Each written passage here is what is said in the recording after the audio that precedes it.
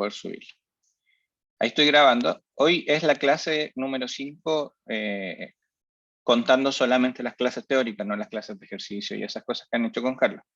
Y tenemos una agenda bien extensa, fui bien ambicioso, pero quería tratar de cerrar todos los temas importantes porque hoy día les mandamos el primer proyecto, no sé si lo han visto, está en el U virtual ya subido. Si quieren después de que terminemos la clase lo podemos revisar con detención, pero para ese proyecto, esta clase y la siguiente son bien importantes. Entonces, hoy día quería dejar cerrados los temas técnicos y teóricos que les van a servir para el proyecto, porque si miran el proyecto probablemente se van a sentir algo a la deriva, o quizás van a pensar que, o no van a entender bien qué le estamos preguntando. ¿Alguien ha revisado el proyecto?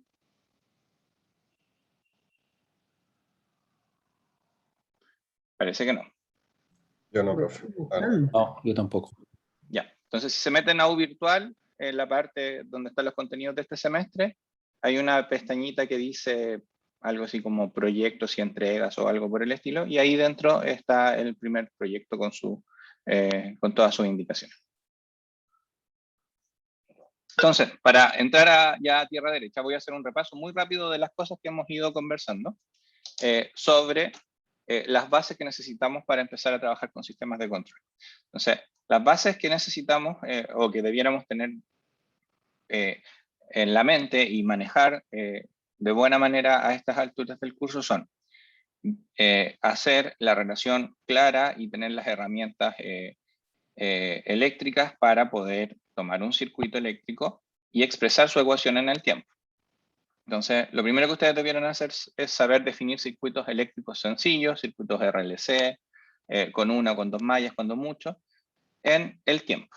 Y para eso necesitan saberse la ley de Ohm, que se la saben, y las leyes de Kirchhoff, que también debieran sabérselas, porque son lo que conversamos antes, son casi todos ustedes de formación previa electricista.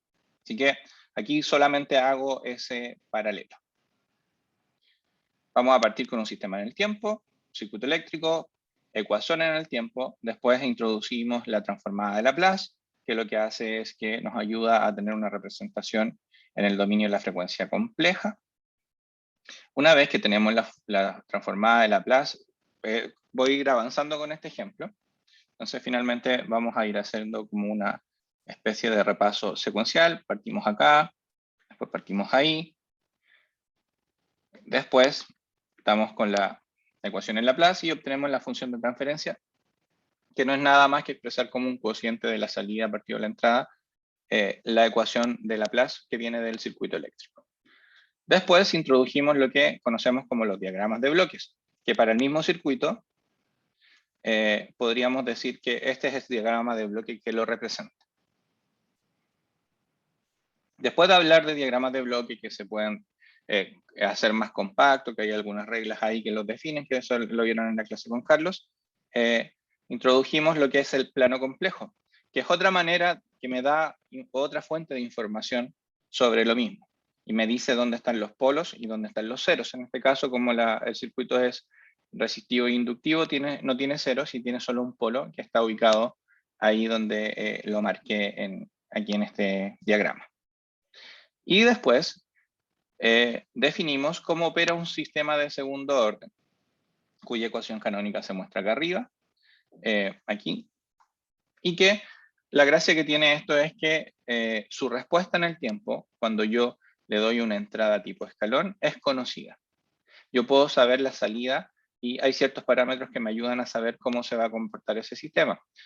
No sé si alguien se acuerda de esos parámetros que me pudiera mencionar. Por ejemplo, si yo cambio la oscilación, ¿a qué parámetro estoy haciendo referencia?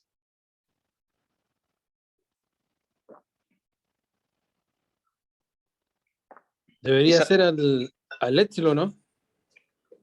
No es un epsilon, pero se parece. Es una letra así.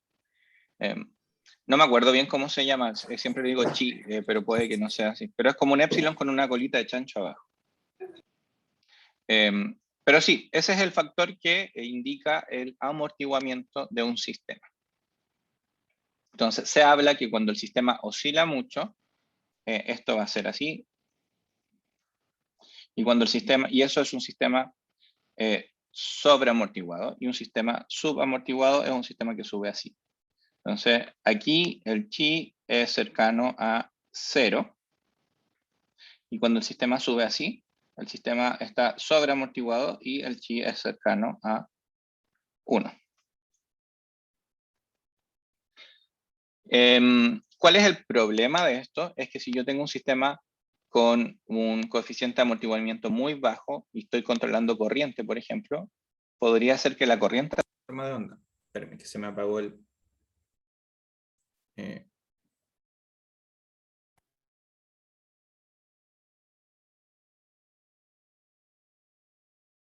Ahora sí, ¿me escuchan? Sí. Perfecto. Sí, Sí, profe. se me apagó el audífono y entre que vuelva a funcionar pasa ahí un delay. ¿Qué fue lo último que alcanzaron a escuchar? Coeficiente de amortiguamiento. Correcto, que se acercaba a 1 a 0 según. Ya. Entonces, don Hernán, que está de su iPhone, leo aquí iPhone de Hernán. ¿Está por ahí o no? Sí, estoy por acá. Hernán, si usted está controlando corriente, por ejemplo, en una máquina, ¿cuál piensa usted que podría ser el problema de que el chi sea 0,1, por ejemplo?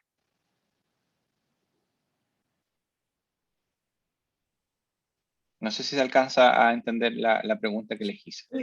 Sí, sería la sobrecorriente en la partida. Se fue para otro lado, la sobrecorriente en la partida pasa por un proceso natural de las máquinas porque no hay contrafuerza electromotriz y por lo tanto no tengo nada que limite la corriente y eso pasa en todas las máquinas cuando uno las parte con tensión nominal. Pero supongamos que la máquina ya partió, hagamos este caso hipotético. Sería la referencia que le envía el PID a la entrada del variador, en la entrada analógica. Claro. Pero también se fue por un lado distinto, Hernán, que es implementación. El problema lo voy a explicar porque quizás todavía no tenemos las herramientas técnicas suficientes, pero si yo, porque lo que dice usted está bien, usted va a tener un variador de frecuencia que va a recibir ciertas señales, podrían ser de un PLC o de otro lado, y va a estar controlando algo. Ese variador de frecuencia adentro tiene PIs y PIDs. Y el problema de un control que tenga un coeficiente de amortiguamiento muy bajo es que si yo le cambio la referencia de corriente a la máquina, el sistema va a responder así. Entonces, supongamos que aquí yo tenía 10 amperes y aquí tengo 20 amperes. Entonces, dependiendo del chi, cuando yo cambie de 10 a 20, puedo tener un overshot que es calculable porque yo tengo la ecuación canónica y puedo saber hasta cuánto va a llegar el overshot con ciertos chi. Y ese overshot podría ser perfectamente un 80%. Entonces, si usted tiene 20 amperes, o sea, quiere pasar de 10 a 20 amperes y tiene un pic de 80%, quiere decir que va a llegar a 28 amperes y no a 20. Y eso podría ser perjudicial para el motor. Podría quemar algún bobinado o podría producir algún problema de torque, porque el torque depende de la corriente, pero podría ser perjudicial. Ese es el problema de tener sistemas, de controlar sistemas que tengan un chi. Y esa es la importancia de entender por qué estudiamos estos factores, pues el chi y el omega n.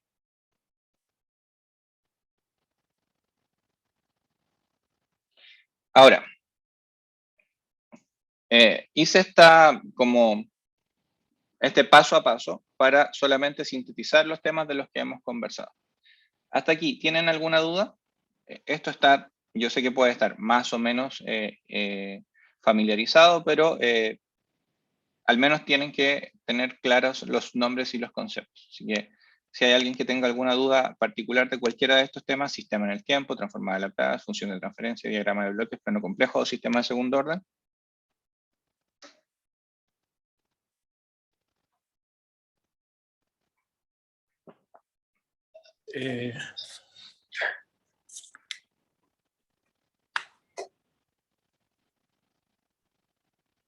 Al parecer no. Entonces hay dos alternativas. O lo explicamos muy bien y cada año vamos mejorando capacidades docentes o en realidad no lo estamos explicando bien y no hemos mejorado nada. Pero ahí vamos a ir viendo cuál de las dos es, ojalá sea un punto medio. Con todos estos elementos nosotros vamos a analizar sistemas de control. Los sistemas de control se clasifican como sistemas de control a lazo abierto y lazo cerrado, en un curso básico de control como el que estamos estudiando. Entonces, básicamente, en un sistema de control a lazo abierto, lo que yo hago es que intento controlar con algún actuador alguna función de transferencia. Y esto tiene la característica de que yo no conozco la salida de la función de transferencia. O sea, y yo no hago nada con la función con la salida. Yo espero que el controlador actúe sobre la función de transferencia y pase algo sobre esa función de transferencia. Y es lazo abierto porque este lazo de acá no se cierra. No hay una comparación de la salida con lo que sea que yo quiera regular. Entonces, para hacerlo más sencillo, con el mismo circuito que vimos delante, que era una planta 1 partido por LS más R. Y por eso me di esta vuelta con todas estas herramientas, porque yo puedo tomar cualquiera de ellas y ustedes debieran ser capaces de entender a qué me estoy refiriendo en el plano complejo, en la función de transferencia o en el circuito eléctrico. Y si ustedes miran la guía de ejercicios que les mandamos la semana pasada o antepasada, hay un ejercicio bien bueno al final, que les pusimos varios circuitos y les pedimos que hagan todo. Ese ejercicio es bien bueno para que suelten la mano. Entonces, si yo, por ejemplo, tengo esta función de transferencia, a la salida de acá voy a tener corriente. Y a la entrada de acá voy a tener tensión. Entonces, en un sistema de control a lazo abierto, lo que yo voy a hacer aquí es poner un controlador o actuador que le va a entregar tensión a mi función de transferencia y va a decir, perfecto, si yo conozco lo que quiero controlar, le pongo 10 volts y voy a tener 1 ampere. Si le pongo 20 volts, voy a tener 2 amperes, en palabras sencillas. Pero no estoy comparando con nada los 10 amperes. Entonces yo no tengo cómo saber si efectivamente los 10 amperes se producen o no se producen. Ahora, Eso se refiere, profe, disculpe, ¿sí? cuando es lazo abierto se refiere a que no tengo la retroalimentación, ¿cierto? Eso se... Exacto. Sí. Un ejemplo muy básico de esto que ustedes deben conocer porque trabajan en el área es, por ejemplo, un motor con partida directa, compartir parar. El actuador básicamente es un pulsador que cierra un contactor. Ese contactor deja pasar tensión al motor y el motor produce corriente. Como produce corriente, si es máquina síncrona, queda andando a la velocidad de la red menos el deslizamiento y no puedo hacer nada ahí. Yo no sé, yo no puedo con ese sistema decir, voy a controlar 10 amperes o voy a controlar 20 amperes. No tengo controlabilidad sobre el proceso. Yo lo acciono, ¿no? Entonces, cuando uno tiene esto, tiene que pensar que en un circuito va a tener, perdón,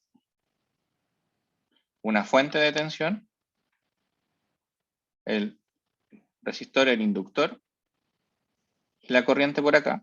Y esta fuente de tensión va a ser algún equipo electrónico que ustedes lo que van a hacer es que van a regularle la tensión, podría ser como una especie de variac, por ejemplo, en el que ustedes pueden regular el tap de la tensión que están alimentando. Y por conocimiento de la resistencia de la inductancia, ustedes podrían decir, ya, si le pongo tanta tensión, voy a tener tanta corriente. Ejemplos sencillos de estos son, bueno, acá hay una distinción que habitualmente el controlador y el actuador se pueden representar por separado, porque físicamente son cosas, habitualmente son equipos distintos.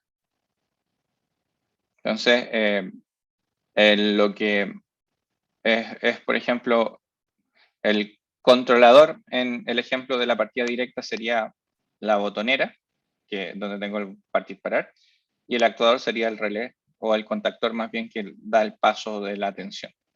Esa es una manera de diferenciarlos.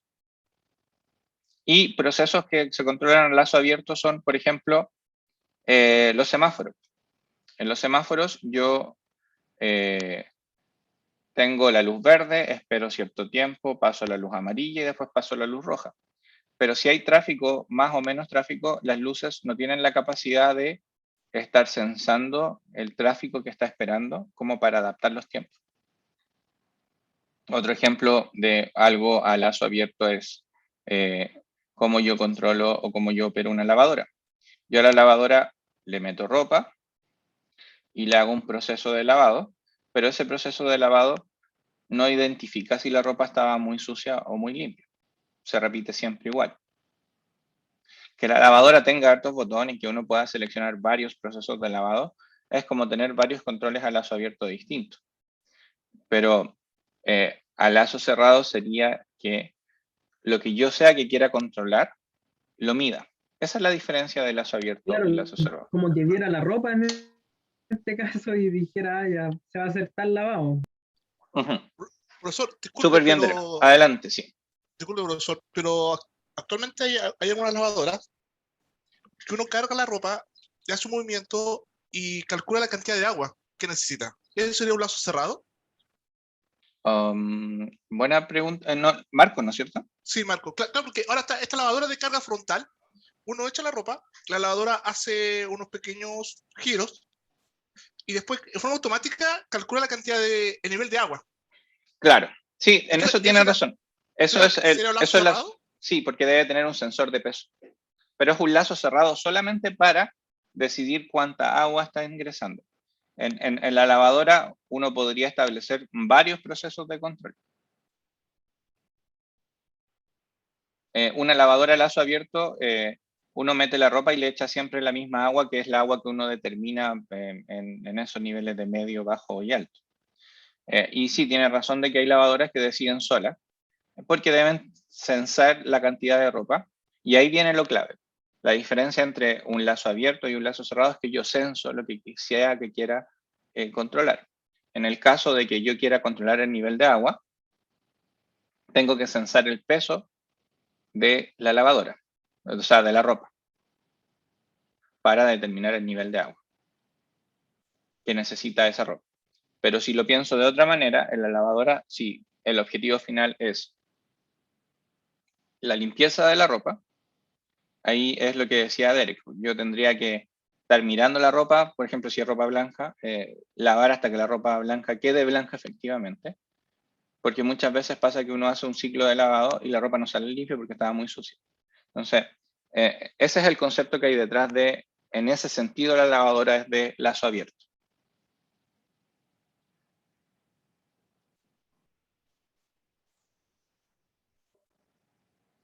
Otro ejemplo es, por ejemplo, lo que pasa en un termo o en un calefón. Hay un switch que actúa como controlador que da el paso de la energía eléctrica. Hay alguna resistencia eléctrica, por ejemplo, en el caso de un termo eléctrico, una resistencia eléctrica que genera calor y ese calor calienta el agua y sale agua caliente. Pero si ustedes se están duchando y alguien abre la llave del agua helada, baja la temperatura, particularmente con los calefón pasa eso. Y es porque el calefón no tiene un dispositivo que esté midiendo la temperatura del agua para asegurar que la temperatura del agua salga de manera adecuada.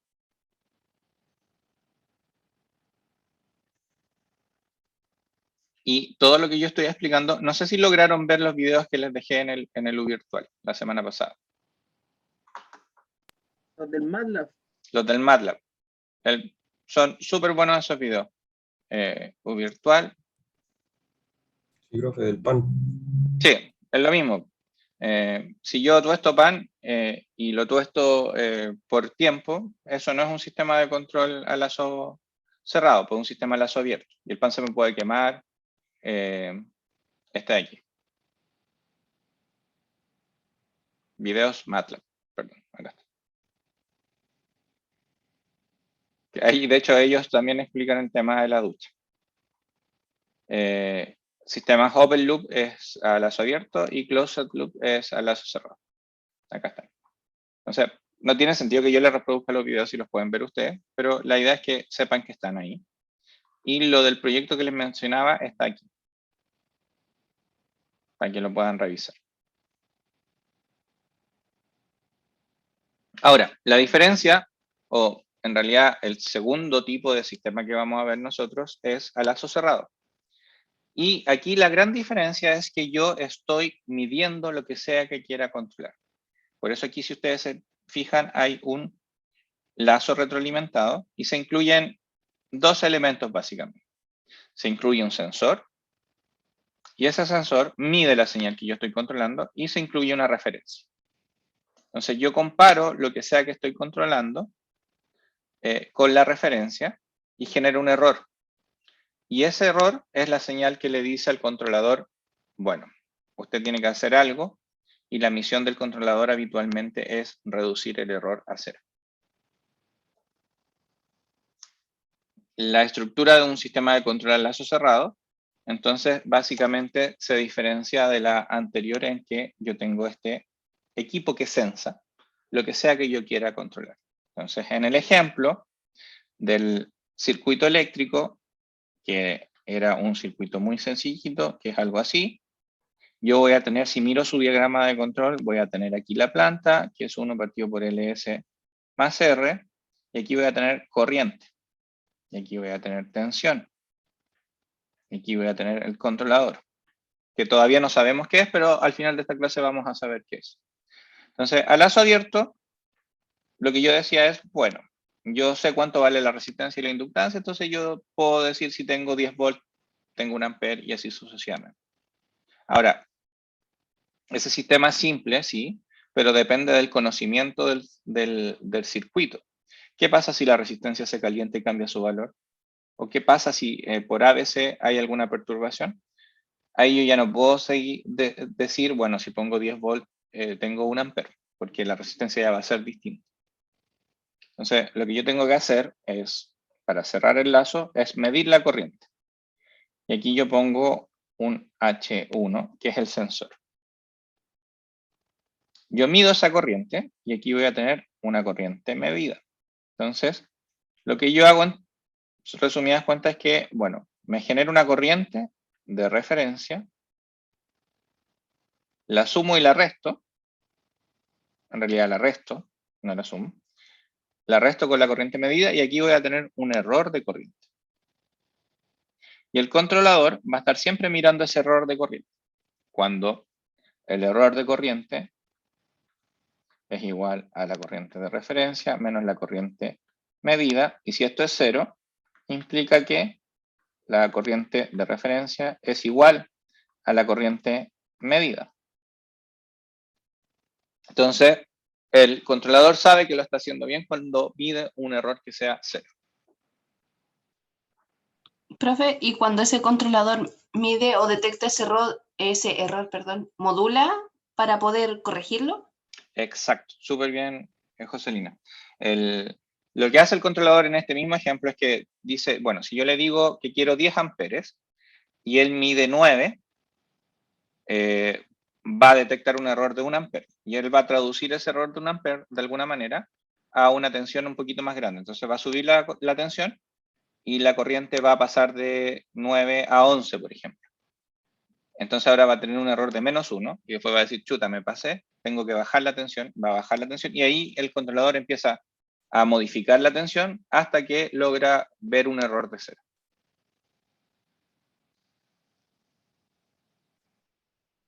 Ahora, este esquema de control puede también ampliarse separando al controlador y al actuador. Que es básicamente lo mismo que en el otro caso. Y las características principales de un sistema de control a lazo cerrado son que son sistemas, o permiten controlar sistemas complejos. La salida se compara con la entrada a través de una medición, y son estables a perturbaciones porque si cambia la resistencia, por ejemplo, y la resistencia sube, la corriente tendería a bajar. Entonces el controlador va a decir, chuta, subió la resistencia, bajó la corriente, Si yo quiero tener la misma corriente que tenía antes, tendré que poner más tensión. Profe, ese sería para una sola variable de entrada, ¿no es cierto? Sí, acuérdense, muchachos, que definimos que las funciones de transferencia iban a estar, o que para partir de este curso, que es un curso de control básico, vamos a partir con sistemas lineales invariantes en el tiempo, LTI, y que además son sistemas SISO, Single Input y Single Output. Entonces, ¿qué quiere decir esto? Que en estos esquemas vamos a tener una variable a controlar con un esquema de control. Se pueden encadenar y después vamos a ver qué se pueden hacer.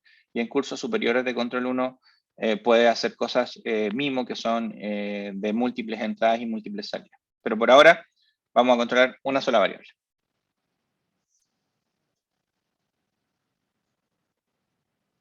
Y si los comparo, bueno, básicamente es lo que tengo arriba, es lo que no hay medición, es más sencillo, pero no es estable a perturbaciones ni a ningún cambio entre la planta.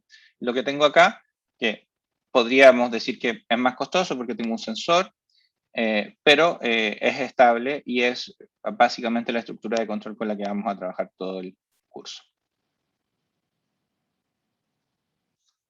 No sé si tienen alguna consulta. Esto es bien sencillo, pero al principio cuesta reunir todos los elementos que hay que tener en mente, que es el circuito, el diagrama de bloques, el controlador, el actuador y la planta.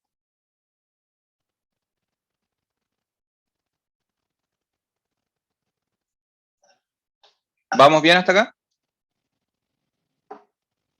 Sí, profe, se entiende. Sí, profe. Profesor. Súper. Pasamos entonces a un poquito de teoría. Ahora, vamos a centrarnos en el esquema de control a lazo cerrado. Acá. Y dijimos, o más bien sentemos la base de que el error o la función del controlador es mirar el error y hacerlo cero. Entonces, cuando uno quiere saber qué diablos le pone un controlador, tiene que entender que podría ser cualquier cosa que haga que el error sea cero. ¿Cómo yo encuentro eso? Es lo que vamos a ver ahora. En teoría de errores, básicamente vamos a analizar qué le pasa al error en un esquema como este. Nosotros ya sabemos que esto se puede reducir. ¿Se acuerdan de la regla? Que esto sería, a ver cómo era. Esto es una retroalimentación negativa. Entonces sería lo mismo que decir una función de transferencia grande, en la que tengo G1, G2, partido por 1 más G1, G2 por H. Entonces aquí tengo la entrada y aquí tengo la salida. Y como estas cosas van a ser ecuaciones en Laplace, porque la planta va a ser 1 partido por LS más R, por ejemplo, puedo hacer algo de matemática. Entonces lo que vamos a ver es cómo yo analizo esa matemática.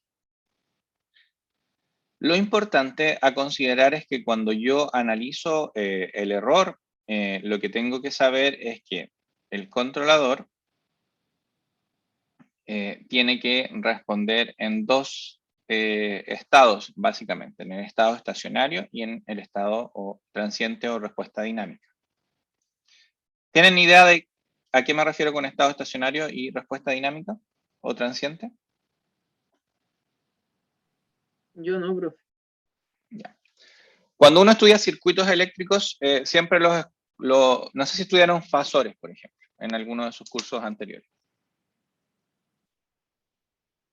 Sí. Ya. Sí, profe. Pero habitualmente el estudio de circuitos es circuitos en DC, circuitos en AC, fasoriales o en estado estacionario, y después uno estudia circuitos en régimen, depende, son sinónimos. Estado estacionario es lo mismo que régimen permanente, y estado transiente es lo mismo que transitorio o dinámico. Ahora, ¿qué podríamos definir muy fácil o muy resumidamente? Volvamos al ejemplo de la corriente. Entonces, la corriente que yo voy a tener en el sistema va a estar así, va a ser así y va a ser así. Va a subir y va a bajar porque sube la carga o porque yo quiero más potencia o menos potencia. Entonces, cuando la variable que yo estoy analizando no está sujetas a cambios o a cambios en su referencia, nosotros hablamos de estado transitorio. Cuando la variable que yo estoy analizando está sujeta a cambios o perturbaciones, hablamos de estado transiente. Entonces, nosotros podríamos decir que aquí lo que dibujé en rojo es la referencia. Denme un segundo.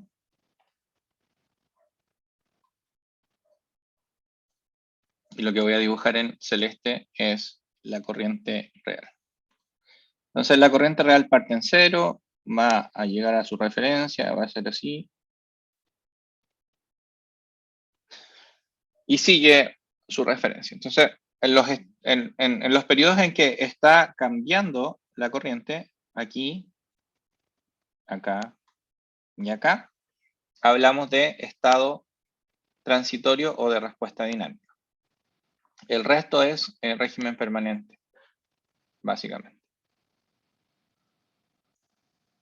Entonces, cuando yo estudio un sistema de control, yo me preocupo de las dos cosas. ¿Por qué?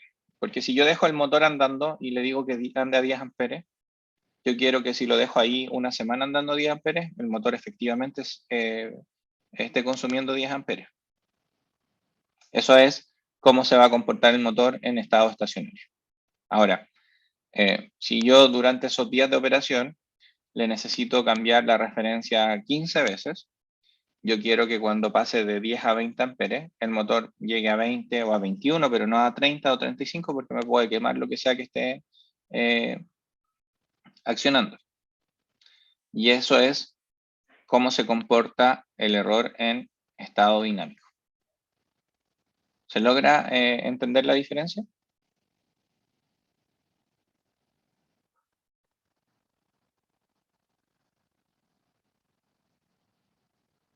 Entonces, idealmente el error debiera ser siempre 0. Si el error fuera siempre 0, no habría diferencia entre estado estacionario y estado dinámico.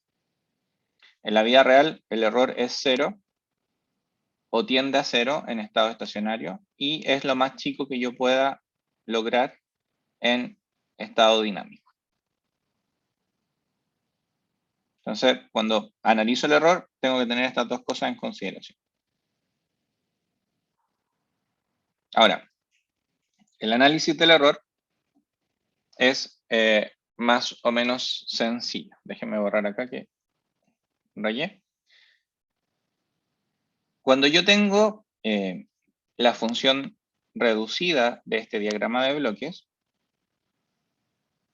y considerando que puedo abreviar G1 y G2 como G, para que las ecuaciones queden más compactas, si yo hago la reducción del bloque voy a tener esto. Y me imagino que hasta acá no hay nadie que tenga dudas, porque eso es la reducción, es una retroalimentación negativa es la regla de la retroalimentación negativa.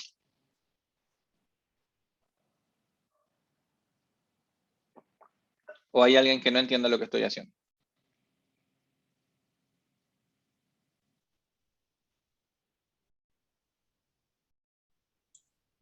Hasta ahí bien, profe. Hasta ahí bien. Perfecto.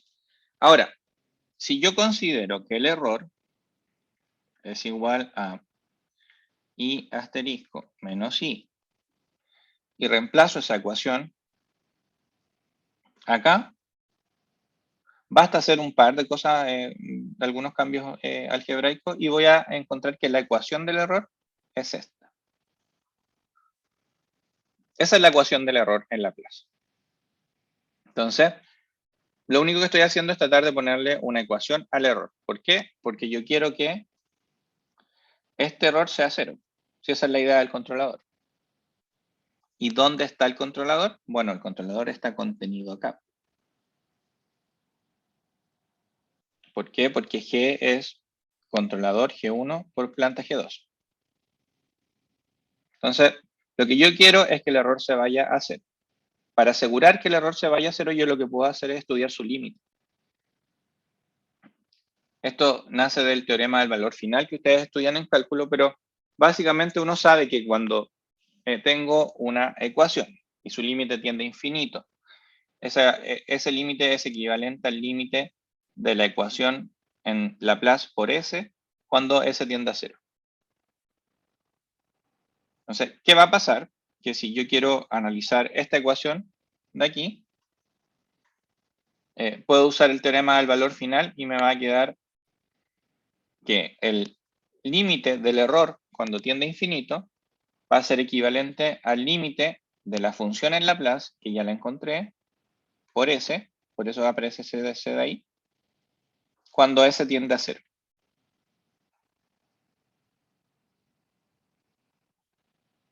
Ahora, ¿qué es lo que yo estoy buscando? Es asegurar que el error es 0. Eso estoy buscando.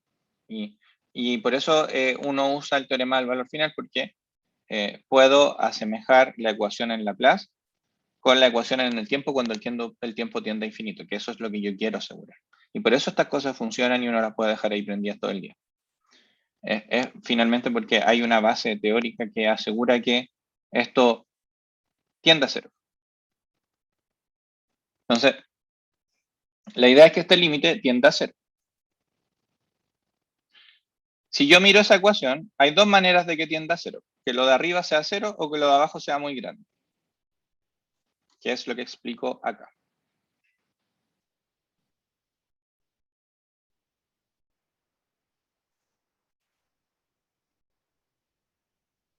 Recuerden que la ecuación es, la voy a escribir acá, es S por I de S partido por 1 más G por H.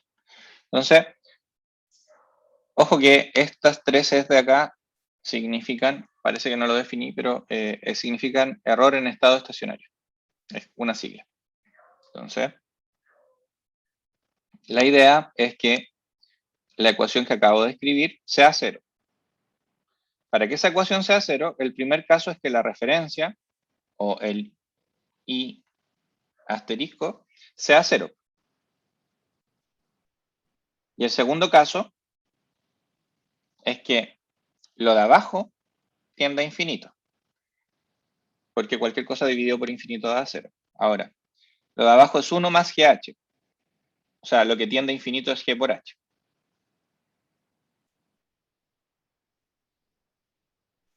¿Me siguen? No, profe, yo no lo seguí nada ahí. Ya. ¿Hasta qué parte?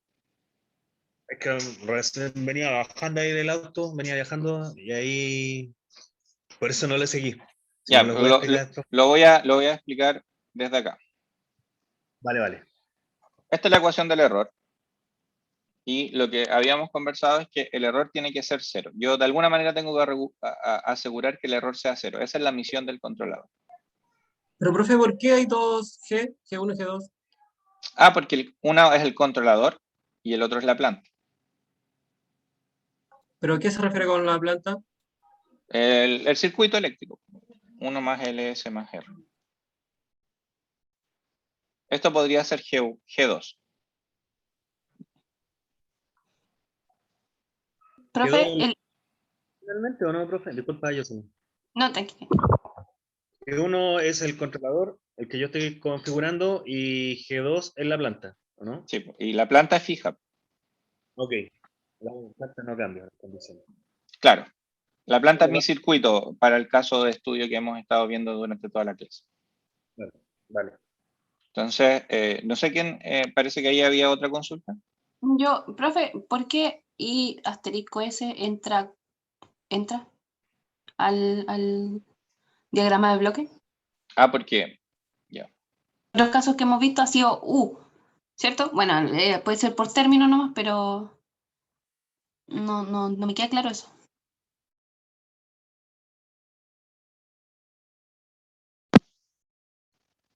Es solo notación.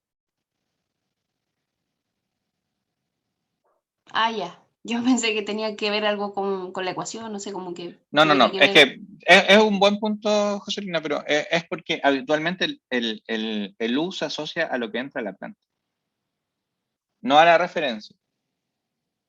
Tiene que pensar que el U entra a la planta y el I sale de la planta, que es lo que hemos visto siempre. Pero de la planta, solo de acá. Aquí tenemos un sistema más grande. Por eso se usa Y para la referencia. Ah, ya, yo pensé que tenía que ver algo con la ecuación de salida, pero era como alguna ecuación similar. Claro, pero es un tema de notación solamente. Usted que aquí le puede poner X, Y, la letra que quiera. Pero lo que uno sí trata de tener coherencia es que, ojo, que esta es una referencia de la variable que sale de la planta. Entonces, si la variable que sale de la planta es temperatura, por decir algo, esta referencia es de temperatura. Y por eso se usa mucho que uno le pone un asterisco. Cuando uno ve, no sé, ve asterisco, dice, ya, referencia de tensión. Si uno ve T asterisco, referencia de temperatura. Y así sucesivamente. Profe, pero la I asterisco S está restándose a la retroalimentación. ¿Por qué le pone multiplicado por la función de transferencia de la realimentación? Porque eso es álgebra de bloques nomás, Isaac. Aquí yo tengo I, medido. ¿Ya? Pero ojo, lo que yo estoy haciendo es reducir este diagrama de bloques. Si yo reduzco ese diagrama de bloques, lo que yo voy a tener es I asterisco, un diagrama de bloques más grande, I. Y lo que va a estar adentro va a ser G1, voy a escribirlo de nuevo, partido por 1, signo contrario, más G1, G2, H. Y esa es la regla de retroalimentación negativa. Ahí se cumple, sí, está bien, vale. Entonces, ¿cuál es la única salvedad? Es que estamos definiendo que G, para que esto quede más chico nomás en realidad, G es G1 por G2.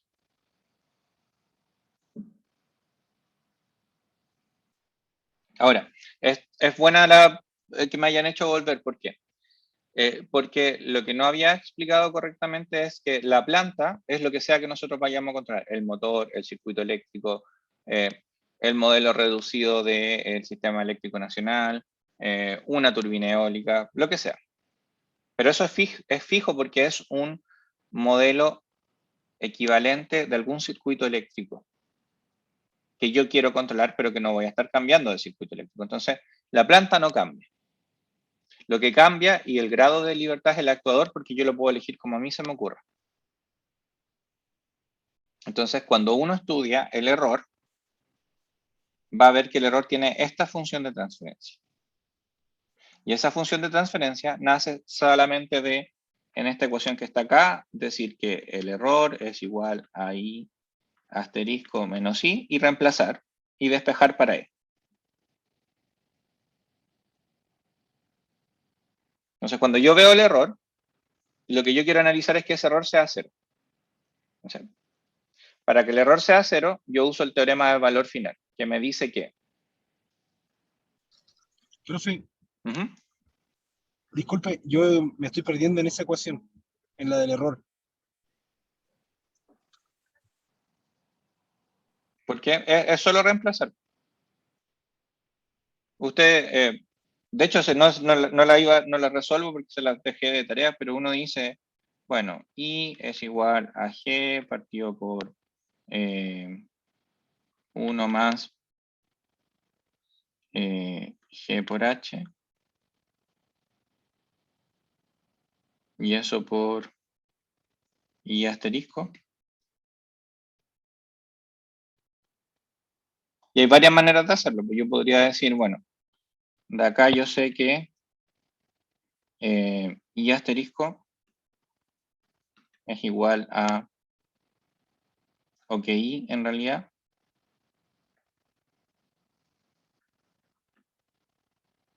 y es igual, paso sumando a I asterisco menos C. Entonces podría reemplazar esto aquí. I asterisco menos C.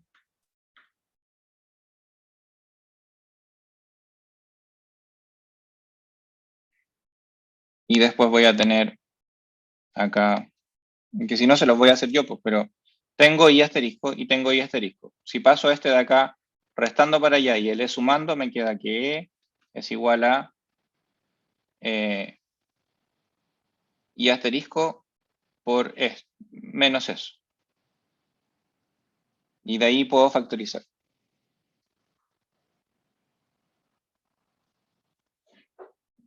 Pero no es nada más que reemplazo matemático, no sé quién fue el último que me preguntó. ¿Para qué? Para encontrar la ecuación en Laplace del error. ¿Por qué? Porque el error quiero que sea 0. ¿Cómo aseguro que el error sea 0? Analizo su límite cuando el tiempo tiende a infinito. Este modelo de ecuación, profe, es solo para circuitos invariantes en el tiempo, ¿cierto? Exacto. Sistema CISO y LTI. Vale, gracias, profesor. Entonces, la ecuación del error, que ya la conocía, que era I asterisco partido por 1 más G por H. Esa es la ecuación del error. Si yo la llevo al límite, el límite del error en el tiempo es igual al límite en Laplace por S. Ese es el único cambio. Entonces yo multiplico aquí por S.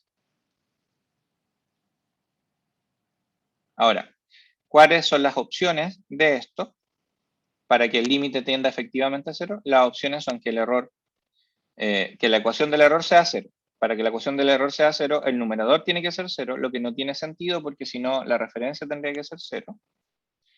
O que lo que está dividiendo sea muy grande. Y para que lo que esté dividiendo sea muy grande, G por H tiene que tender a infinito. G por H puede ser cualquier polinomio en Laplace. Por eso lo escribí de esta manera. Pero si ustedes piensan en G va a ser igual a G1 por G2, y G2 es la planta, que es 1 partido por LS más R. Y el G1 todavía no sabemos qué es, porque es nuestro grado de libertad. Entonces, lo que están diciendo acá es que G por H tiene que tender a infinito. Entonces, si yo tengo algo que no conozco, y 1 partido por LS más R, la manera de que esto tienda a infinito es que esté dividido por 0. Entonces implica que acá la incógnita debiera tener un 1 partido por S. Porque el resto me da lo mismo. ¿Por qué? Porque el S tiende a 0. Entonces, como el S tiende a 0, esto tiende a infinito. Y como esto tiende a infinito, G por H tiende a 0. O sea, perdón. Como el S tiende a 0, esto tiende a infinito. G por H tiende a infinito. Y entonces el error tiende a 0. Y esto implica que el controlador podría tener la forma de un 1 partido por S, lo que es lo mismo que un integrador. Y eso me asegura que el error sea 0 en estado estacionario. Y por eso los controladores se llaman P y D, porque el I es de integral, porque la integral es 1 partido por S. Y de acuerdo al teorema del valor final, cuando S tiende a 0, el controlador tiende a infinito y divide el error, por lo tanto lo hace 0. No sé si logré explicarlo de buena manera. ¿Le podría explicar de nuevo, profe, para cómo llegué? Estoy ahí en la... Ya. Vamos a borrar un poco.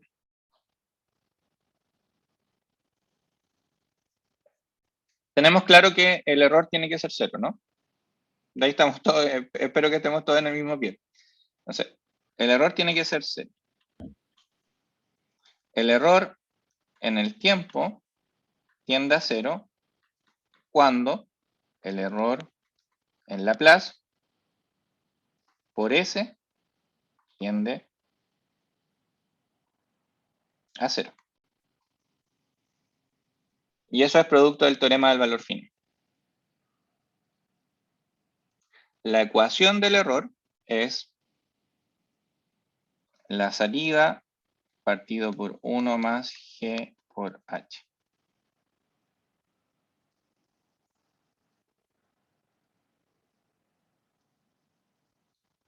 Esa es la ecuación del error. Si esta ecuación del error yo la multiplico por S, lo que yo quiero ver es que esto tienda a 0. Entonces, las maneras de que esto tienda a 0 son de que el numerador tienda a 0, lo que no tiene mucho sentido porque si no, no podría controlar un valor distinto de 0 lo que sea que yo quiera controlar. Entonces, esto tiene que ser 0 o esto tiene que ser infinito. ¿Por qué? Porque cualquier cosa dividido por infinito tiende a 0. ¿Estamos de acuerdo hasta ese punto? Sí, profe. Ya. Cuando yo analizo, descarto la opción de que el i asterisco sea 0 porque no es un caso tan razonable. Entonces tengo que mirar la opción de que 1 más g por h sea infinito. El 1 no va a ser infinito porque es un número, entonces g por h va a ser infinito. G por h están constituidos por G, que es G1 por G2, y H, que es el sensor. Habitualmente uno compra sensores que miden bien, entonces uno puede decir que el GH se puede obviar porque tiene una ganancia unitaria, es un 1 para efectos de análisis de control. Entonces, ahora ya voy reduciendo el problema. 1 más G por H tenía que ser infinito, entonces sé que el 1 no va a ser infinito, sé que el H tampoco va a ser infinito. ¿Quién me queda que puede ser infinito? Ah, es G. Entonces, para que el error sea 0, G tiene que ser infinito. Y G, lo escribí acá, lo voy a volver a escribir. G representa al controlador, G1, y a la planta, G2. El G2 no lo puedo cambiar porque es lo que yo estoy controlando. Entonces, el G1 es el que me queda como grado de libertad. Y recordemos que esto, G1 por G2, tiene que ser infinito. Para que G sea infinito,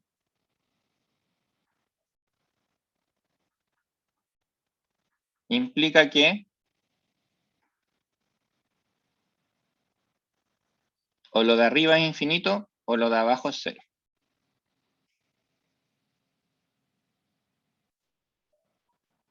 Esas son las dos opciones. Entonces, lo que yo tengo acá es que el controlador y la planta, que no puedo cambiar, debieran darme infinito. Profe, disculpe, ahí me perdí de nuevo. ¿Puso infinito el numerador infinito y el denominador 0? Ah, no, estaba pensando solo en las opciones, pero si yo quiero que G sea infinito, lo más fácil es que el denominador sea 0, porque cualquier cosa dividido por 0 es infinito. Ya, entiendo. ¿Sí? Profe, ¿y qué otra alternativa hay? ¿O esta es como única solución? La alternativa es que el numerador sea infinito. Denme un segundo que me está sonando el citófono, vengo enseguida.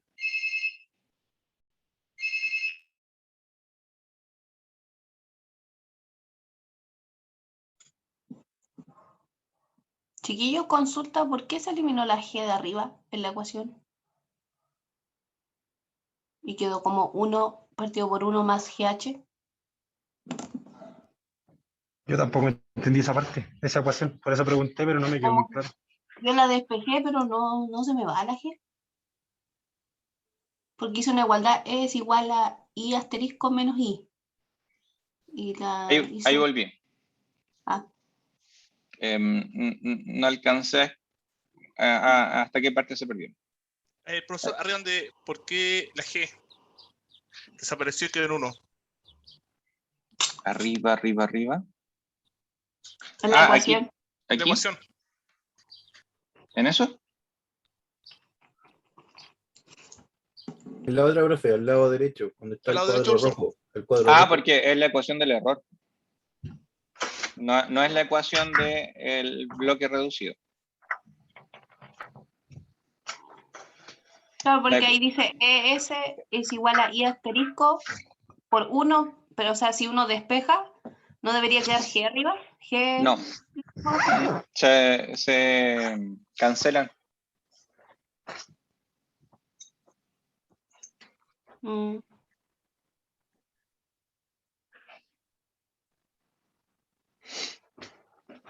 cancela, pero la ecuación del error no queda con G arriba. La ecuación de la salida queda con G arriba.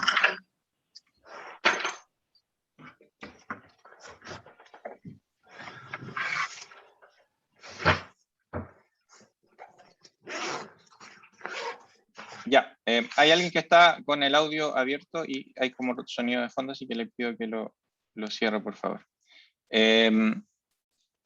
Ahora, la ecuación del error no tiene el G arriba, convengamos eso. Y tienen que hacer ustedes la deducción matemática, que es sencilla, es reemplazar solamente. Y estábamos en que para que el error sea 0, el denominador del error tiene que tender a infinito. Para que el denominador del error tienda a infinito, la posibilidad es que el controlador por la planta tiendan a infinito. Para que el controlador por la planta tiendan a infinito, lo que tienen que hacer es que debieran estar divididos por 0. Esa es la única manera.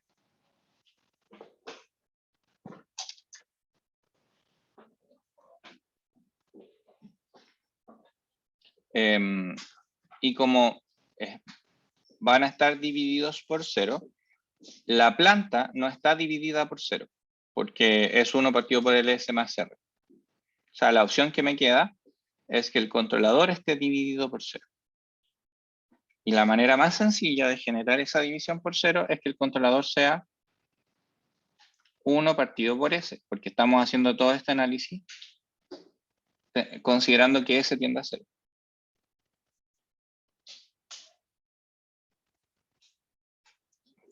Y esa es la razón de que los controladores P y D tienen ese nombre. El integral viene del 1 partido por S, que es el que tiende a 0 y hace que el G tienda a infinito para que el error nuevamente tienda a 0. Esa es toda la vuelta. Y sé que cuesta un poco verlo, pero es la explicación teórica efectiva que hay detrás de esto.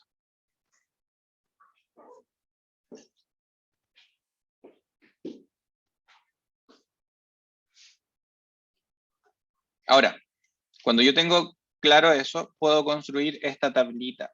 Esta tablita me resume los errores para el tipo de función. Entonces, si ustedes se fijan, si el tipo de función es 0, G por H es 0, quiere decir que yo voy a tener, acuérdense que tengo G por H, que es lo mismo que decir G1 por G2 por H. H es un sensor, así que lo vamos a considerar como 1. Y me va a quedar un G1 que no conozco y un G2 que es de orden 0. Entonces no puede ser, por ejemplo, un LS más R. Porque el S tiene orden 1. Entonces hay algunos sistemas que no tienen esta característica de ser una función de transferencia o que no tienen esta relación de derivado e integral entre sus variables y que no las puedo controlar con error 0. ¿Por qué? Porque si pasa eso, el orden de la función tiene que ser siempre el -1. ¿Qué quiere decir eso? Que el controlador, si la planta no tiene orden 1, si la planta es, no sé, es un K, una constante, o un KS, el controlador va a tener que poner al menos un 1 partido por S, para que en algún caso yo pueda conseguir error igual 0.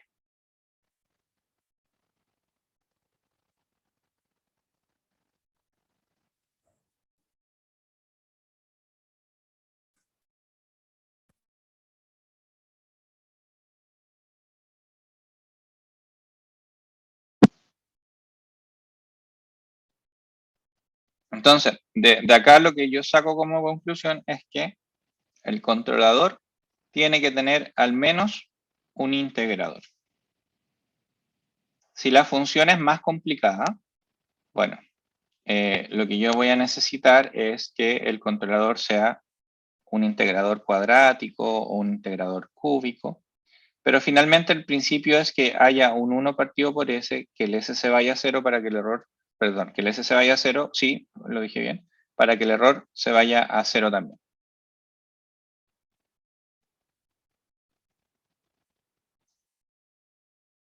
Y aquí lo dejo como una especie de conclusión. En la función tipo G por H, que incluye aquí en el G al controlador, debo tener al menos un polo en el origen, un integrador, para asegurar al menos orden 1. Y porque esto hace que yo pueda ofrecer 0 error en estado estacionario a entrada tipo escalón. Recuerden que la entrada puede tener distintas formas. Escalón, rampa, parabólica, que es como yo quiera controlar lo que sea que esté controlando. Dependiendo de su forma, esta entrada va a tener una equivalencia en Laplace. Entonces, si yo pienso que el error es igual a S por I asterisco partido por 1 más G por H, y si yo reemplazo acá y digo I asterisco va a ser un escalón, va a ser A partido por S por una ecuación de orden 1. Entonces voy a tener acá al menos un 1 partido por S. Por mi función de transferencia, que podría ser 1 partido por LS más R. Si la entrada es escalón, aquí tengo un 1 partido por S cuadrado, y aquí esto es así, y aquí tengo que tener al menos un S cuadrado. Por esa razón, si la entrada es tipo escalón, yo si tengo solo un 1 partido por S, tengo un error, y tengo que ponerle un 1 partido por S al cuadrado.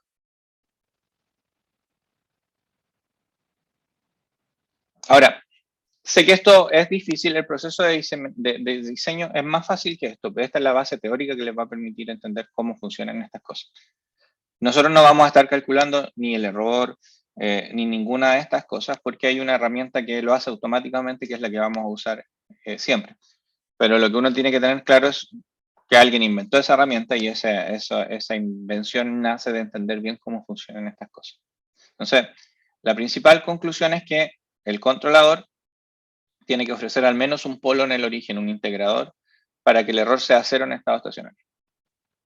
Esa es la principal restricción.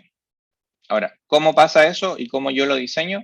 Es parte de lo que vamos a seguir estudiando. La ecuación que resume todo esto y la ecuación del error tienen esta forma. Entonces, lo que nosotros vamos a usar para saber cómo se comporta el error es un método gráfico que se conoce como el lugar geométrico de la raíz. Y el lugar geométrico de la raíz lo que nos va a permitir es graficar todas las posibles soluciones que satisfagan la ecuación de este tipo, 1 más G por H. ¿Por qué? Porque 1 más G por H es, la solución de eso son los polos, son las soluciones a esta ecuación. Y si uno graficara en el plano complejo este sistema, va a ver que la solución son todos los puntos azules. En todos los puntos azules del plano complejo yo tengo una solución. ¿Qué solución me sirve? Bueno, eso es cosa de cómo yo diseño el controlador. Pero finalmente lo que nosotros vamos a hacer es tener un sistema físico, lo vamos a llevar a Laplace, vamos a intentar controlarlo. Para intentar controlarlo vamos a asegurar que el error sea 0. ¿Cómo aseguramos eso? Poniendo un controlador que tenga la forma 1 partido por S al menos. Después de eso, vamos a graficar todas las posibles soluciones a través de MATLAB y vamos a elegir alguna de ellas. Y la elección de alguna de ellas es lo que nos va a entregar el controlador. Entonces, finalmente, la vuelta es, nosotros conocemos la planta, pero no conocemos el controlador. Lo único que sabemos del controlador hasta ahora es que debería ser al menos una cosa como esa, pero puede ser distinta. ¿Cómo encuentro la solución para saber cuál es la forma definitiva del controlador? Bueno, habría que resolver esta ecuación, pero no lo vamos a hacer porque es bastante tedioso. Y para hacer esa resolución vamos a usar este método gráfico que muestra todas las soluciones. Y después vamos a elegir alguna de ellas que nos convenga. Y de esa manera, nosotros vamos a encontrar esta interrogante. ¿Cómo es esa ecuación? Y siguiendo todo este proceso, al encontrar esa ecuación, lo que vamos a hacer es asegurar que esta cosa funciona siempre y que ofrece cero error en estado estacionario.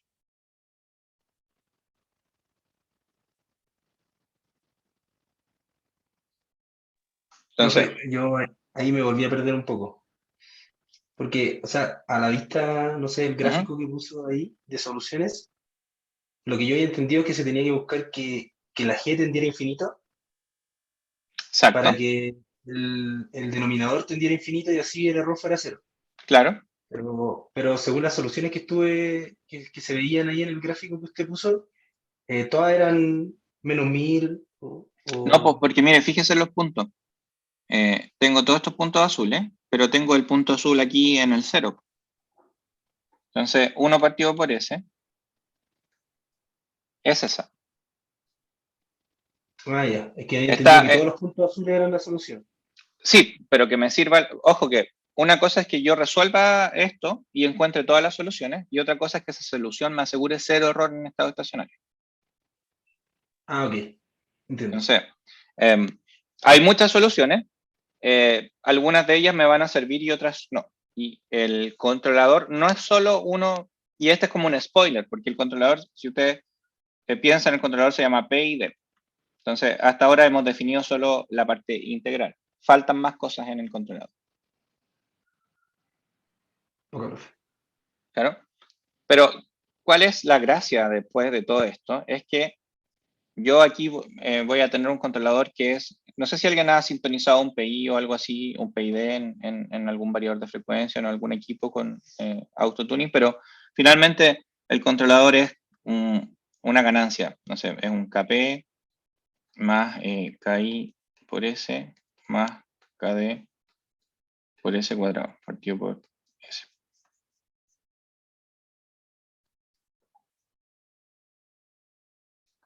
Perdón, ahí. Lo escribí súper mal. Así.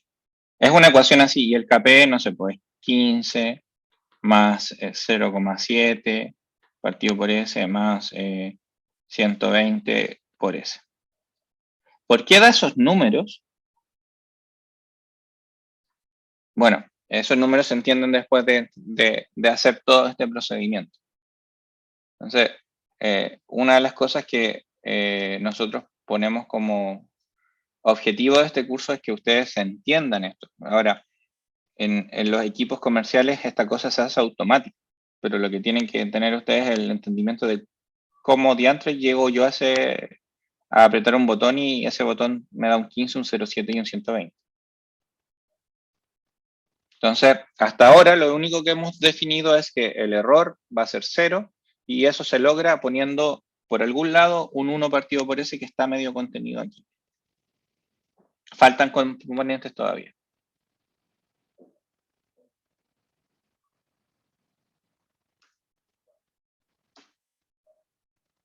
Entonces, en lugar de la raíz, hay muchos otros métodos que sirven para hacer esto mismo. Este es un procedimiento que vamos a hacer relativamente mecánico en MATLAB porque es básicamente una sucesión de etapas secuenciales que se hacen siempre iguales. Sí, yo lo que trato de cautelar es que entiendan qué hay detrás. Y todos estos diseños los vamos a hacer usando MATLAB Simulink. Así que no es que la parte más densa de esta clase en la que yo hago estas ecuaciones sea como el centro de atención. Entonces, vamos a pasar a la parte práctica, que es donde creo que se cierran los contenidos. Esto es diseño básico de controlador. Entonces, el diseño básico de controladores se para sobre la planta de segundo orden, que tenía estos elementos que ya estudiamos. ¿Por qué? Porque nosotros vamos a andar buscando qué le pasa a la función g. La función g es g1 por g2.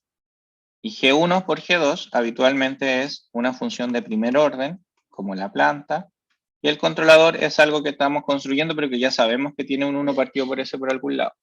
Si yo multiplico esas dos cosas, llego a un sistema de segundo orden. Como llego a un sistema de segundo orden, podría identificar un chi y un omega n que me permitan saber cómo se va a mover esta cosa, si va a ser así, sobre oscilado, o que si va a ser así. Porque esas son las características mapeadas que yo ya conozco de la planta de segundo orden. ¿Cómo se llama la letra, la primera? La verdad es que no sé si se llama chi, es la manera correcta de decirle. Yo siempre he dicho así, pero es probable que tenga un nombre un poco más elegante en el alfabeto griego. Bien. Pero si ustedes se fijan, no es un epsilon, tiene como una colita de chancho ahí. Amortiguamiento. Sí, coeficiente de amortiguamiento. Entonces, lo que vamos a hacer ahora, y lo que voy a hacer antes de cerrar la clase, es hacerlo en MATLAB para que entendamos qué estamos haciendo. Y no se preocupen que vienen varios labs en que van a hacer esto ustedes. ¿Sí? Esta clase es como para presentar los contenidos básicos. Entonces, cuando nosotros diseñamos un controlador, acuérdense que tenemos G y queremos saber cuánto vale G1, porque G2 no la podemos modificar. Entonces, para saber cuánto vale G1, el procedimiento es el siguiente. Vamos a asegurar que esta cosa tenga 0 error en estado estacionario, por lo tanto tiene un integrador, un 1 partido por S. Y vamos a asegurar que se mueva con una velocidad natural, una frecuencia natural, 1 omega n, y con un chi que sea conveniente. Entonces, si ustedes siguen todos estos pasos, pueden diseñar un controlador relativamente sencillo. O sea, la primera restricción es que el sistema a lazo abierto va a tener un polo en el origen. ¿Por qué? Porque tiene que ofrecer 0 error en estado estacionario.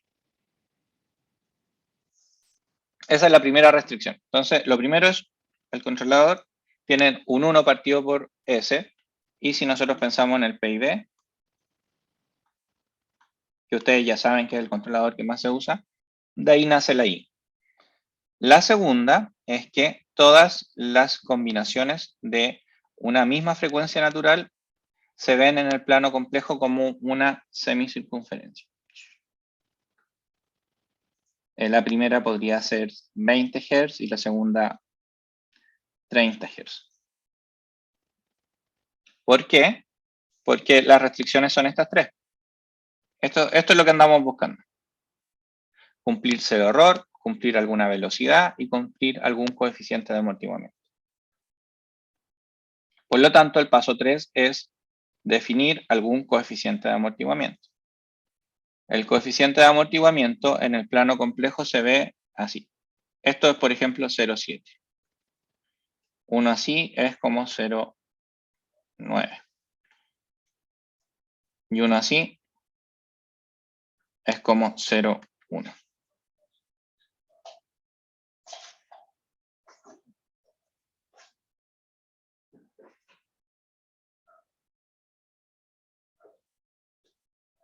Profe, el concepto de frecuencia natural, ¿a qué se refiere? Se refiere a la velocidad con que responde su sistema. Si usted lo piensa de una manera física, es, por ejemplo, si usted tiene un motor muy grande, no lo va a poder controlar con una frecuencia natural muy alta, porque el sistema tiene mucha inercia. Entonces, cuando uno diseña un controlador, la velocidad del controlador queda determinada por la velocidad natural. Y eso habla de cuán rápido el sistema va a llegar a su referencia, que es un parámetro que uno tiene que dar. Si usted va a controlar una cosa muy grande y le pone una frecuencia natural de 1000 Hz, le va a funcionar mal porque el sistema no puede responder naturalmente a esa velocidad. Ese es el indicador de la frecuencia natural. Vale.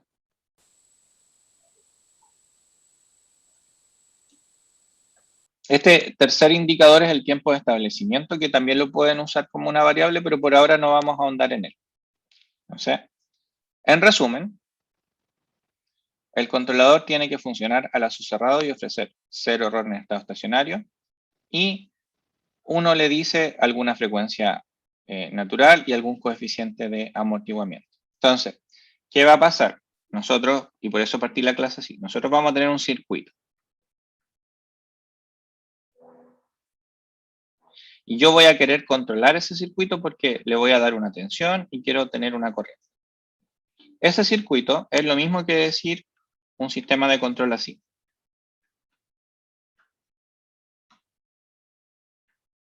Y aquí está mi incógnita. Y aquí está mi planta que ya la he escrito varias veces y ya la conocemos. Entonces de aquí tengo corriente y aquí tengo tensión. Entonces, ¿cómo yo diseño el controlador? Lo voy a diseñar en el plano complejo. Entonces, ¿qué vamos a hacer? En el plano complejo, yo voy a decir, bueno, este sistema en el plano complejo tiene aquí un polo en menos L partido por R. Perdón, menos R partido por L. Entonces, yo lo quiero controlar y para controlarlo tengo que asegurar que tiene 0 error en estado estacionario. Entonces, como yo voy a estar diseñando mi controlador, sé que para que cumpla eso, tiene que tener un polo en el origen. Entonces, el controlador va a ser un 1 partido por S. Pero además, sé que si yo le varío las variables, la referencia, lo que voy a querer es que tenga una velocidad y la velocidad se va a ver así, por ejemplo.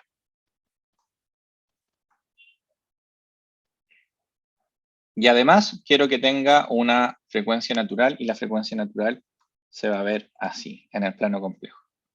Entonces, el controlador, para que me asegure 0 error en estado estacionario, tiene que tener el polo en el origen. Pero además debiera tener algo aquí, porque este es el lugar del plano complejo en el que se cumplen las dos condiciones. Y para que tenga ese algo, yo tengo que agregar una parte proporcional. Y muchas veces una parte integral. Esa parte proporcional y esa parte integral lo que hacen es ayudar a que el lugar de la raíz pase por aquí. Entonces, lo que yo hago en el lugar de la raíz es agregar partes del controlador para que se intersecten esos puntos y de esa manera esta cosa funciona.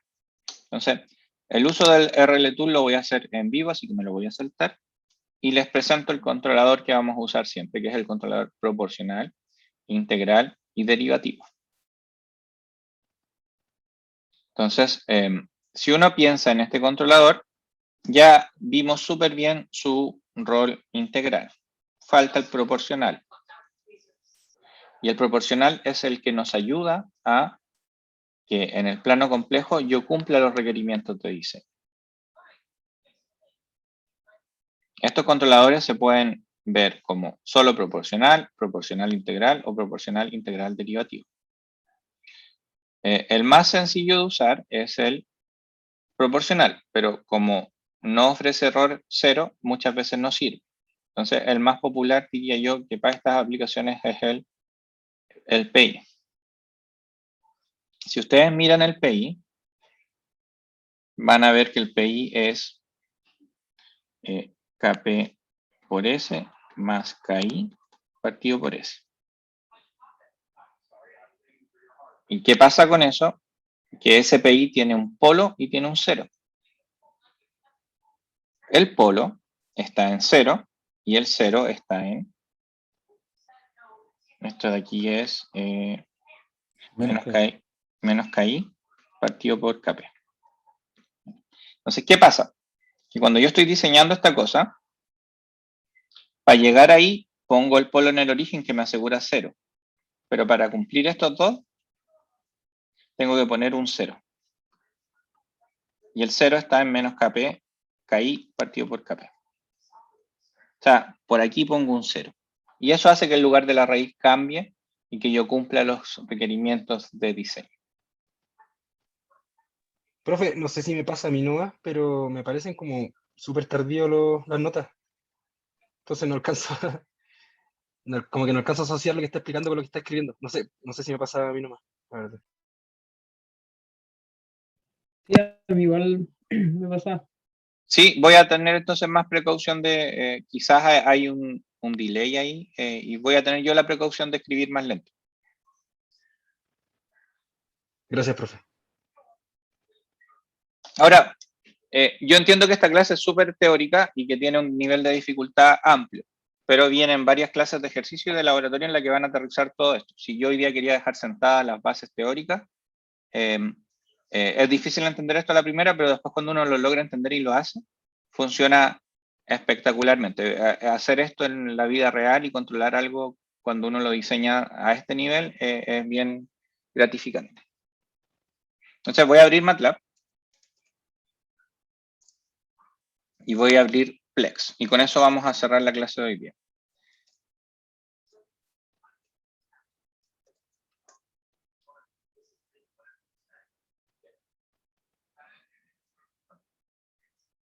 Entonces en Plex voy a abrir un nuevo bloque.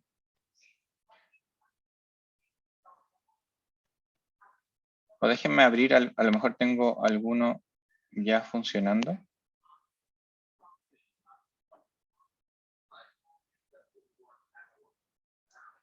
Claro, ¿se acuerdan que este es el que vimos la otra vez? Que tengo el circuito y aquí tengo la función de transferencia. Entonces, en este circuito lo que yo hacía es que decía, ah, miren, la función de transferencia funciona bien porque es igual a la corriente. Entonces vamos a usar esto como base para no ir a buscar todos los bloques de nuevo. Entonces, la diferencia, o qué voy a hacer distinto, es que yo ahora quiero controlar la corriente. Entonces, voy a copiar este circuito acá al lado. Y ya no le voy a poner una fuente normal, sino que le voy a poner una fuente controlada. Voltage Source Control. Esta de acá. Y se fijan que esa fuente controlada tiene una entrada. Que esa entrada es lo que yo en el sistema de control sale de mi controlador. Y esa es la manera de vincular lo que sale del controlador, SB, es lo que va a esa fuente. Y por eso yo hablaba muchas veces del controlador en un lado y actuador en el otro. Entonces, miren, aquí tengo la fuente de tensión, esto ya no es necesario, y aquí tengo mi función de transferencia. Entonces, primero lo voy a hacer sin diseñar el control para mostrarles que esta cosa funciona, ¿no? Me falta un sumador. Y creo que puedo borrar todo esto. Referencia. Step. Okay. Entonces, si se fijan, estoy construyendo mi diagrama de bloque. Tengo el step.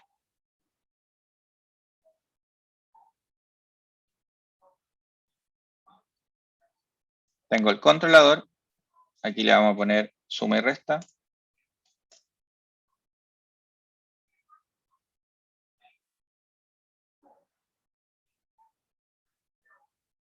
Y aquí voy a poner un controlador PI. Y la función del controlador PI era KP por S más KI partido por S. Ahí escribí mi controlador. Aquí tengo mi planta.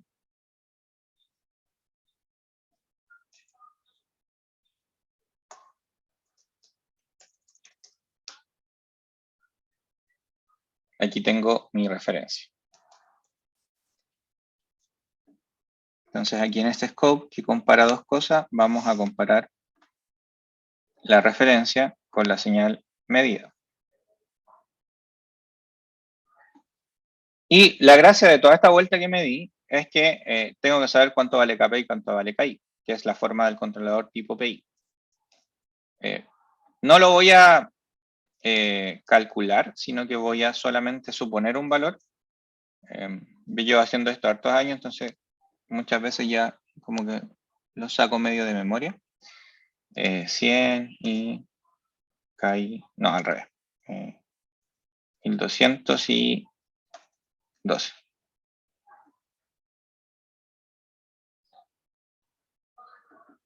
Y vamos a controlar la corriente de 0 a 10 amperes, a ver qué pasa. ¿No era 15 el KP que usted había dicho antes? Es que el número, como lo estoy haciendo al ojo, no es tan relevante, Isaac, porque para saber qué número es, tengo que hacer el procedimiento en MATLAB, del ROT-locus y toda esta cosa que he estado explicando toda esta clase. Y lo puse al ojo para ver que funciona. ¿Ven? Ahora, te podrían decir, estoy hablando 2 horas para tirarlo al ojo y funciona súper bien. ¿Se fijan? Que yo subo aquí y quiere decir que estoy controlando corriente. El overshot no es muy grande y se demora 0.04 segundos en subir. Está bastante bien. Entonces, ¿qué pasa? Que este controlador, encontrado de una manera conveniente, me asegura que yo voy a subir en el step de la manera adecuada y que me voy a quedar en 0 error para siempre. Entonces, si yo simulo esto, por ejemplo, 20 segundos, esta cosa va a funcionar siempre bien. ¿Cuál sería la respuesta ideal del sistema? Que la señal verde y la roja sean siempre iguales. Pero eso no pasa en la vida real. Okay. Entonces, una señal buena, depende de lo que sea que uno esté controlando, es que se demore un tiempo razonable en llegar y que no tenga un overshot de más de un 20%. Esa es una señal buena. Voy a prender la luz porque me estoy quedando oscuro. Profe, ¿me podría mostrar el controlador en el bloque? Por supuesto, ahí está. Dame un segundo que voy a prender la otra porque queda contra luz y se ve peor.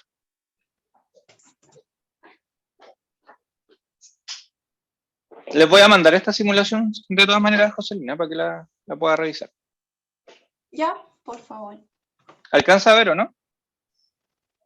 Sí, sí se ve, escapé y caí solamente. KP, espacio KI y abajo 1, espacio 0. Esa es la manera de escribir KPS más KI partido por eso. Y ahí funciona. Sí. Que le había puesto completo y no. No. Que la S la toma como por defecto, ¿cierto? Sí. Y aquí hay una cosa que de repente no se le toma el peso, pero yo les dije que estos sistemas son lineales e invariantes en el tiempo. Los sistemas lineales e invariantes en el tiempo tienen parámetros fijos. Y por eso yo cuando ingreso en un simulador como este, los parámetros los ingreso acá, porque son fijos y ingreso solo los parámetros. Como él sabe que la función de transferencia está basada solo en funciones LTI, no necesito decirle cuál está en el S cuadrado ni nada, porque él sabe que el parámetro es fijo porque es lineal e invariante en el tiempo. Y si usted se va a la ayuda, explica eso. Yo cuando pongo la ayuda y tengo el zoom, se queda en blanco. Siempre me pasa ese error con Complex.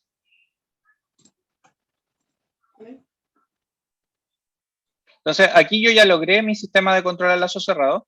Y fíjense, mira, voy a cambiar la referencia y la voy a sumar acá. Entonces,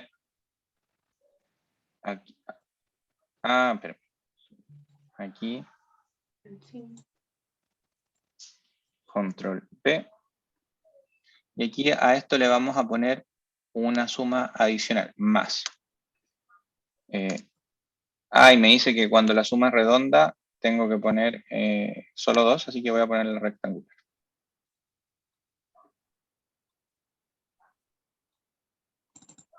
¿Qué?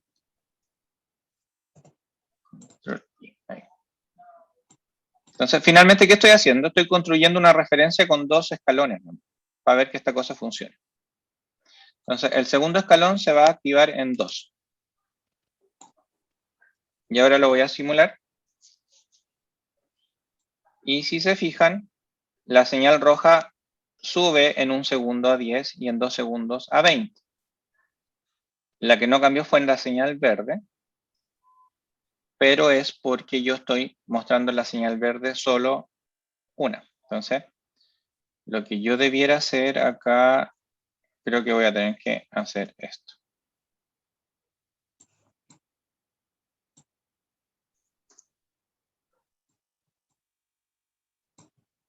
Sumar la referencia afuera.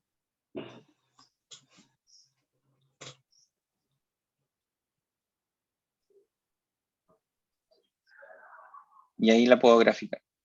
Es solo para mostrarles que funciona con 2 escalones, ¿no? ¿Se fijan?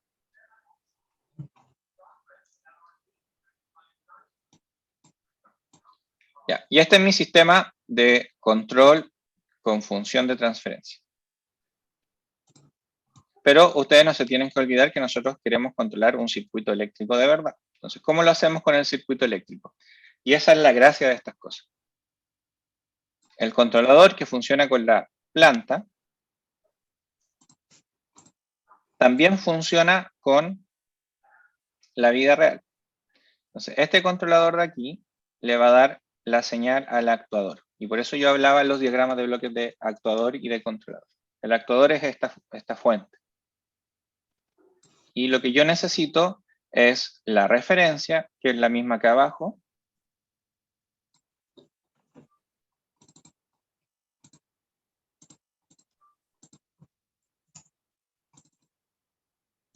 Y necesito la corriente, pero no la corriente de la función de transferencia, sino que la corriente medida en el circuito. Acá.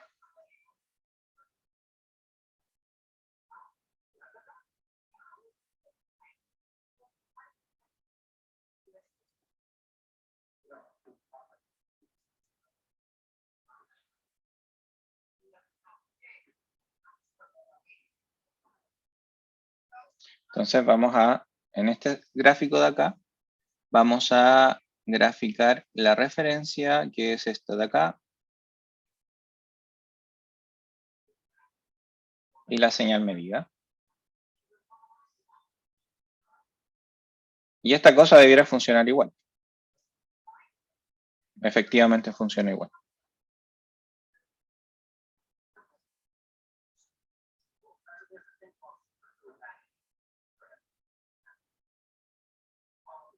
Profe, en ese caso, la señal verde es la referencia y la señal roja es la señal real, ¿cierto? Exacto. Sí. Entonces, de esta manera, después de todo el análisis teórico, lo que yo logro entender es que el controlador PI lo que ofrece es, por un lado, asegurarse de error en estado estacionario, porque por el teorema del error, del valor final, y que el error se va a cero cuando el tiempo tiende a infinito, yo lo que necesito es la parte integral. Pero por otro lado, yo necesito definir cómo el controlador tiene una velocidad natural y una frecuencia de amortiguamiento. Y eso va gracias a la parte proporcional, que es el cero. Ahora, cómo yo ubico esas cosas y cómo yo uso MATLAB para diseñarlos y encontrar estos valores que yo puse aquí al ojo, es el procedimiento que se hace en MATLAB gracias al lugar geométrico de la raíz. Pienso de todas maneras que la clase ha estado un poco densa, así que lo voy a dejar hasta acá. Les voy a mandar esta simulación y lo que le voy a pedir a Carlos que haga en el laboratorio es que él cubra con mayor detalle el procedimiento en MATLAB, y lo que van a hacer ustedes entonces como actividad práctica es tomar este mismo sistema y para ciertos parámetros encontrar ustedes el KP y el KI óptimo.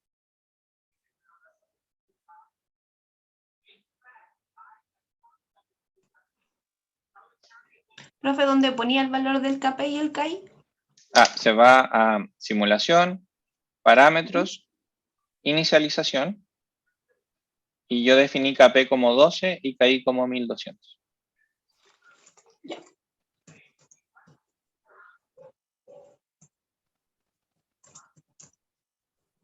Ahora, ¿por qué me da esos valores? Es porque el proceso que vamos a hacer en MATLAB, que van a hacer ustedes con detención, es básicamente, ustedes definen en MATLAB la inductancia, L, la resistencia, 1, y definen una función de transferencia. Entonces, de esta manera ustedes le dicen a MATLAB que la función de transferencia es 1 partido por LS más R. Y después ejecutan el comando rltool de la variable que crearon, que es, aquí le pusimos planta. Cuando hacen eso, se les abre esta gráfica.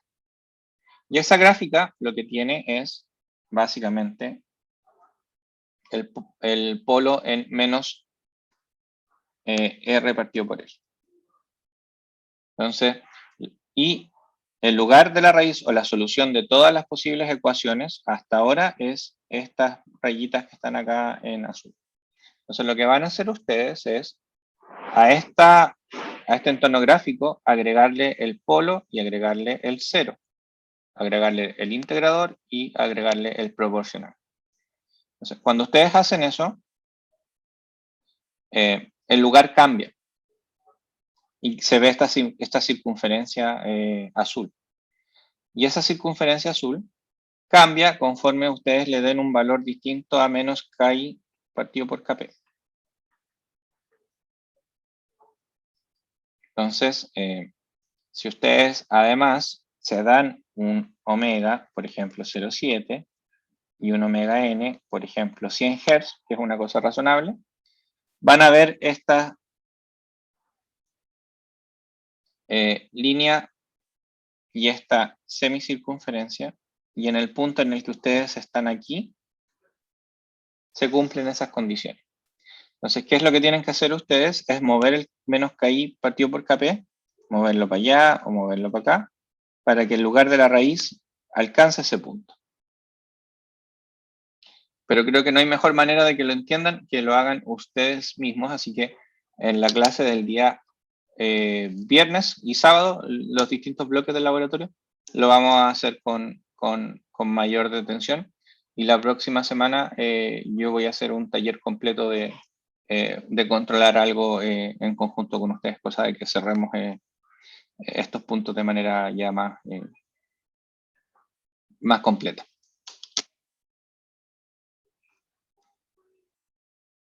Y la tarea con nota va a quedar, no va a quedar propuesta esta semana, la vamos a hacer la próxima semana después de los 2 talleres, para que tengan tiempo de digerir los contenidos. Así que lo vamos a dejar hasta acá en el día de hoy. No sé si tienen alguna duda, consulta, algo puntual que quieran consultar antes de ir cerrando la clase.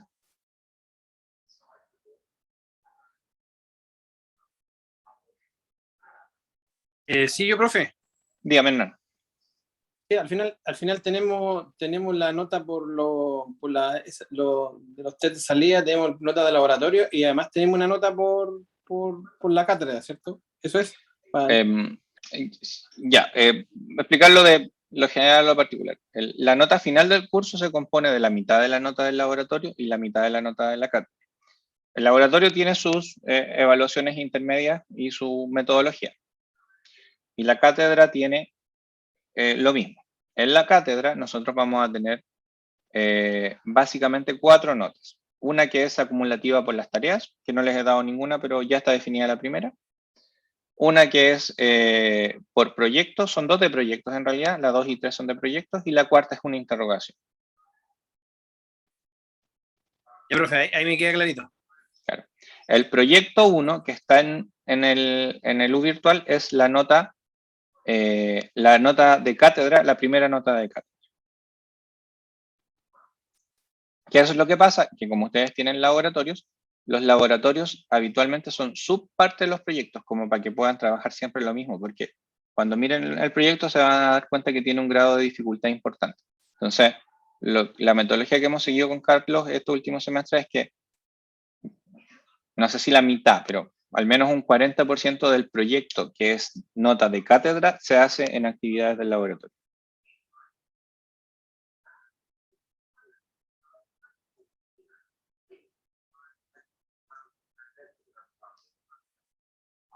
O sea, es como una especie de guía igual en el laboratorio. Exacto, sí. Sí. El proyecto de cátedra es como 2 o 3 laboratorios juntos, por decirlo de alguna manera. Okay. Profe, ¿y esa tarea usted la definiría la semana que viene? O sea, ya está presentada, pero la voy a subir porque aquí está el enunciado.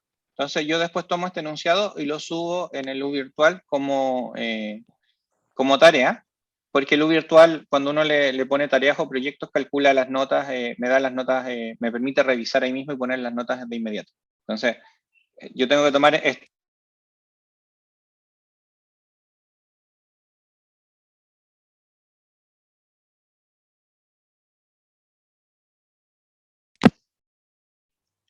¿Aló? ¿Profesor se cortó? Parece que sí, se me cortó el audio. ¿Me escuchan ahora o no? Sí. Ahora sí. Ya. Les decía que la tarea va a ser esta, pero va a empezar a correr el tiempo de resolución desde la próxima semana. Ok.